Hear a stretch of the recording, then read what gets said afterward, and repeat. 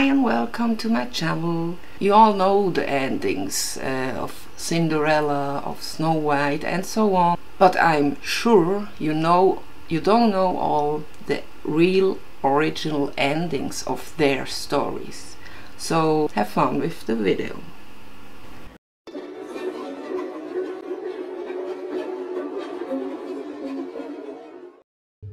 Hansel and Gretel, two children lost in the woods far from home. They find themselves imprisoned within a gingerbread cottage by an evil witch, seeking to fatten them up with all manner of delicious sweets. Presumably, they didn't think to chew their way to freedom through the bathroom wall.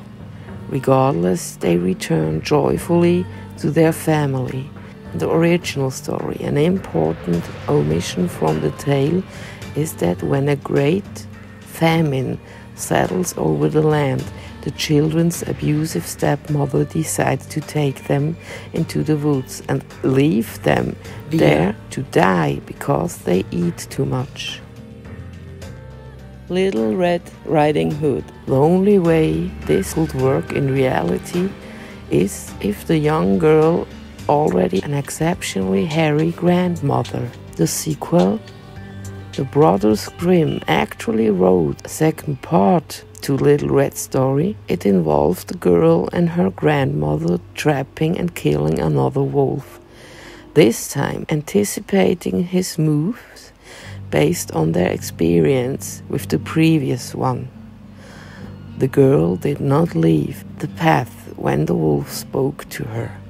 Her grandmother locked the door to keep it out, and when the wolf lurked, the grandmother had Little Red Riding Hood put through under the fairy tale. The wolf distracts her and goes to the grandmother's house, enters it and eats her whole. Then he disguises himself as the grandmother and waits for the girl, who is also attacked when she arrives. Next, the wolf falls asleep, but the lumberjack hero appears and makes an opening in the wolf's stomach with an axe. Little Red Riding Hood and her grandmother come out unharmed and put stones in the wolf's body, so that when he awakens, he is unable to flee and dies. Dr. Jamie Tarrany, a cultural anthropologist, found several versions of Little Red Riding Hood dating back almost 3,000 years.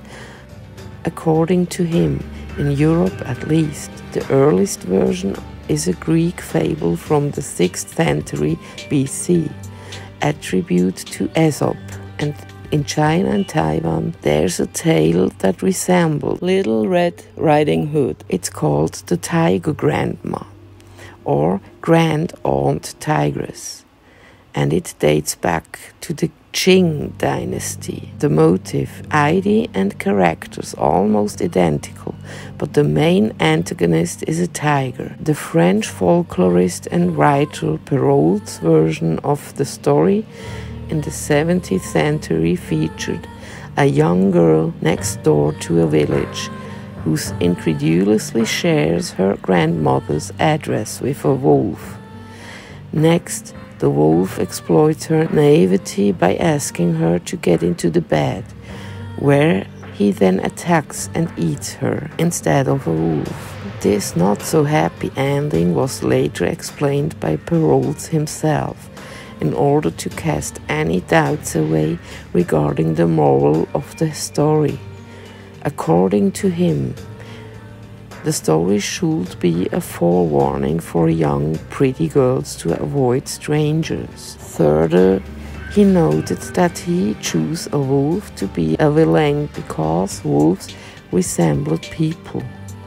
Some of them might not be noisy or hateful, deceive with their gentleness, enter the young girls' homes, and turn out to be fatal. 2 centuries later, the Brothers Grimm rewrote Perrault's tale, but also created their own variant, named Little Red Cap, in which an animal skin hunter saves the girl and her grandmother.